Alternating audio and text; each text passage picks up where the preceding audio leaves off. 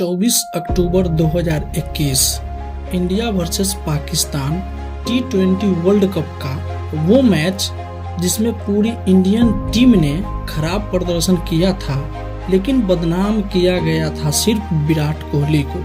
सिर्फ एक बंदा के नाम पर पूरी इंडियन मीडिया रोजी रोटी चलाती है।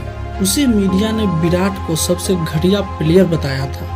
भारत पहली बार किसी वर्ल्ड कप में हार गया था और इस हार का जिम्मेदार ठहराया गया था सिर्फ कैप्टन विराट कोहली को। जिम्मेदार ठहराया गया था कोहली की कप्तानी को। उसी विराट कोहली पर लोग सवाल खड़े कर रहे थे, जो आज भी मैदान में अकेले जंग लड़ता रहा, लेकिन कोई भी इंडियन प्लेयर उसका साथ निभाने को तैयार नहीं था। हाईएस्ट स्कोरर आज भी विराट कोहली ही थे।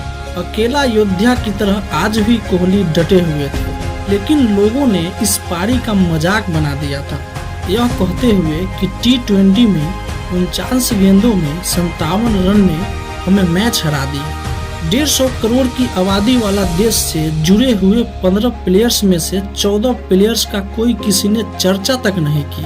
उन 10 प्लेयर्स की आलोचना तो दूर की बात है, विशेष बात करना भी नहीं समझा, जिनके लचर प्रदर्शन के कारण हम मैच हार गए थे। उन 10 प्लेयर के किसी ने कोई बात नहीं की, जिन्होंने अपने बल्ले से दम नहीं दिखाया। हर बार हार का ठिकारा सिर्फ विराट कोहली पर फोड़ा गया।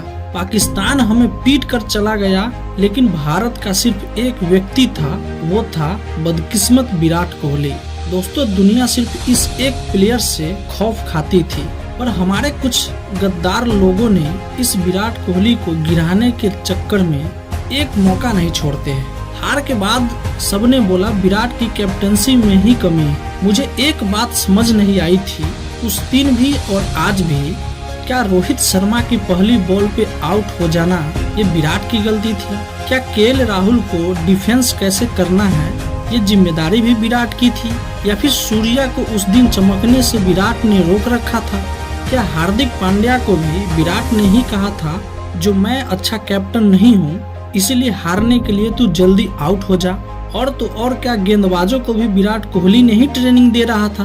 क्या विराट ने उन्हें मना कर रखा था, जो आज पाकिस्तान की एक भी खिलाड़ी को आउट नहीं करना है? क्रिकेट में हमेशा कहा जाता रहा है, जो एक कैप्टन को अच्छा या बुरा उसकी पूरी टीम बनाती है, लेकिन उस दिन ये बात किसी को याद तक नहीं आई। एक तरफ से विकेट की झड़ी लगी हुई थी और कुछ मीडिया वाले चाह रहे थे, जो विराट भी आउट होकर क्यों नहीं चला जाता है। बाकी टीम और उनकी मीडिया कभी भी अपने टीम पर उंगली नहीं उठाती है। उनके लिए फेल हुई तो उनकी पूरी टीम और चेतावनी दी जाती है तो उस पूरी टीम को। कुछ लोग तो यहाँ तक कह रहे थे पाकिस्तान ने कोहली को 10 विकेट से हरा दिया। चेज मास्टर के सामने बाबर आजम और मोहम्मद रिजवान ने दिखा दिया था कि टारगेट चेज कैसे किया जाता है। भूल गया था कि उस दिन पाकिस्तान से मैच हारकर सबसे ज्यादा दुख विराट को ही हुआ होगा, क्योंकि विराट को अपना आइडियल मानने वाले बाबर ने किला फतह कर डाला था। लेकिन अब बारी थी विराट की बदले की। इस बार बदला लेने का मौका बहुत जल्द ही मिल गया था। जो दर्द पाकिस्तान ने दिए थे,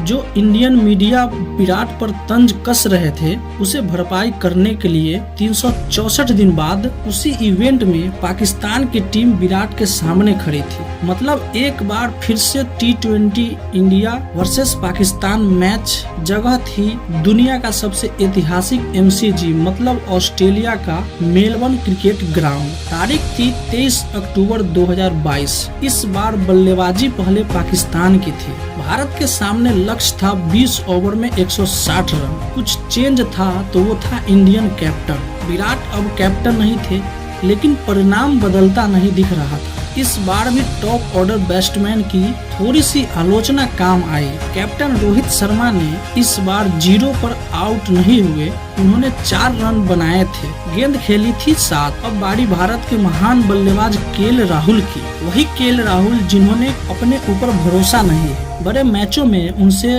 रन बनेंगे या नहीं, KL राहुल ने भी 8 गेंदों में सिर्फ 4 रन बनाए। अब बारी थी फिर 150 करोड़ लोगों की आस की बोझ उठाए विराट कोहली का। एक तरफ जहां इंडियंस बैटर्स घुटने टेकने पे मजबूर थे, वहीं दूसरी तरफ विराट अंगद की पैर लिए क्रीज पर खड़ा था। सूर्या, अक्षर और दिनेश पता ही नहीं चला कब मैदान में आए और कब चलते बने। 6 ओवर खेल खत्म होने तक इंडिया का स्कोर मात्र 31 रन पर 4 विकेट था और 4 बल्लेबाज पवेलियन लौट चुके थे। पिछली बार अकेले जंग लड़ने वाला विराट को इस बार सिर्फ एक प्लेयर्स का साथ मिला और वो थे हार्दिक पांड्या। पाकिस्तान की बॉलिंग टीम में शाहिनशाह अफरीदी, हरीश राउफ, नसीम शाह जैसे 150 किलोमीटर की रफ्तार से लगातार गेंद फेंकने वाला तेज गेंदबाज आग उगल रहा था, तो दूसरी तरफ इन गेंदबाजों के खिलाफ रन्स बनाना काफी कठिन था। लेकिन असली योद्धा आज तो एक अकेले पाकिस्तान से लड़ाई लड़ रहा था। वही एकमात्र योद्धा आज फिर से हिंदुस्तान के सबसे बड़ा दुश्मनों के अकेले लड़ाई लड़ रहा था, जिसे पिछले बार लोग टीम से ड्रॉप करने की मांग कर रहे थे। विराट कोहली बाकी इंडियन बैटर्स की तरह सिलेंडर करने को कल भी तैयार नहीं थे और आज भी। 15 ओवर्स तक पाकिस्तान की टीम भारत पर हावी थी। भारत का स्कोर सिर्फ 100 रन था, मतलब आखिरी 30 गेंदों में इंडिया को मैच जीतने के लिए 60 रनों की जरूरत थी और क्रीज पर थे the chase master Virat Kohli और सेल्फ बिलीव के मास्टर हार्दिक पांड्या। 16वां ओवर था। हरीश राउफ का आग उगलती गेंद और उनकी तीखा बाउंसर का जवाब हार्दिक के पास नहीं था। इस ओवर से आए सिर्फ 6 रन्स। मैच पाकिस्तान की झोली में जाता दिख रहा था। हर डॉट बॉल के साथ भारत की उम्मीदें फीकी पड़ने लगी थी। कुछ लोग हार्दिक की बल्लेबाजी पर सवाल उठाने लग रहे थे, तो कुछ लोग विराट की धीमी पारी का मजाक उड़ाते दिख रहे थे। कोई कह रहा था, देखो हमने कहा था ना, विराट सिर्फ अपने रन्स के लिए खेल रहा है। तो कुछ मूर्ख लोग कह रहे थे जो आज विराट कैप्टन नहीं है इसलिए रोहित को जानबूझकर हरवाना चाह रहा था। वो लोग भूल चुके थे कि रोहित और विराट दोनों अपने देश के लिए खेल रहे हैं। दोनों ने खेलना शुरू किया था तब भी उनका पहला लक्ष्य भारत को सेवा करना था और आज भी उनका लक्ष्य सिर्फ भारत को जिताना। किसी भी हद तक जाके इनको भारत को जिताना था, लेकिन लोग विराट को गिराने में कोई कसर छोड़ने वालों नहीं थे। खैर, भारत को अब 24 गेंदों में 54 रन बनाने थे। T20 के आज के युग में 54 रन बनाना कोई बड़ी बात नहीं है, लेकिन ये 4 ओवर्स में से रन बनाने थे शाहीन अफरीदी, हरीश राउफ और नसीम शाह जैसे वर्ल्ड क्लास गेंदबाजों के खिलाफ। 17वां ओवर नसीम शाह का था, लेकिन आग उगलती गेंदों का इस बार भी भारतीय जोड़ी के पास कोई जवाब नहीं था। इस ओवर्स में भी भारतीय बल्लेबाजों सिर्फ 6 रन ही बना पाए। अब टास्क काफी कठिन हो चुका था। ये क्वेश्चन थी 18 गेंदों और 48 रन का और गेंद थी शाहिनशाह अफरीदी के हाथों में। वर्ल्ड का बेस्ट बॉलर्स और सामने था दुनिया में राज करने वाला विराट कोहली। कोहली ने शाहीन की रेपुटेशन की जगह उनकी गेंद पर फोकस की और पहली गेंद पर विराट ने चौका जड़ दिया। एक बार फिर से पाकिस्तान के खिलाफ अकेले लड़ाई लड़ते हुए विराट ने अपना बल्ला तक ऊपर नहीं उठाया। ये वही विराट थे जिसे लोग कहते आ रहे थे अपनी हाफ सेंचुरी पूरी करने के लिए ये खेलता है। अभी भी काम खत्म नहीं हुआ था। विराट ने शाहीन को आड़े हाथों लेना शुरू किया और ओवर्स की तीसरी गेंद पर फिर से चौका जड़ दिया। भारत को जीत के लिए चाहिए थे 37 रन और गेंद बची थी 12। विराट अब रुकने वालों में से नहीं थे। शाहीन के इस आखिरी ओवर्स में एक और जबरदस्त चौका जड़ते हुए विराट ने इस ओवर में कुल 17 रन लूटे। अब भारत के लिए 12 गेंदों और 31 रन चाहिए। काम अभी भी खत्म नहीं हुआ था। 1 लाख से ज्यादा के तादाद में आए दर्शक समझ रहे थे, लेकिन साथ ही उन्हें अंदाजा था इस बात का भी कि 1 ओवर्स हरीश राउफ को बाकी है और 150 की रफ्तार से लगातार फेंकने वाले हरीश राउफ को मारना इतना आसान नहीं था। ओवर्स की पहली 4 गेंदों में से हार्दिक 3 गेंदों खेली, लेकिन उन्होंने सिर्फ 2 रन बनाए। हरीश राउफ हार्दिक पांड्या को लगातार शॉर्ट बॉल से परेशान कर रहे थे। अब कहानी में ट्विस्ट आता है, क्योंकि भारत को 8 गेंदों में बनाने थे 28 रन।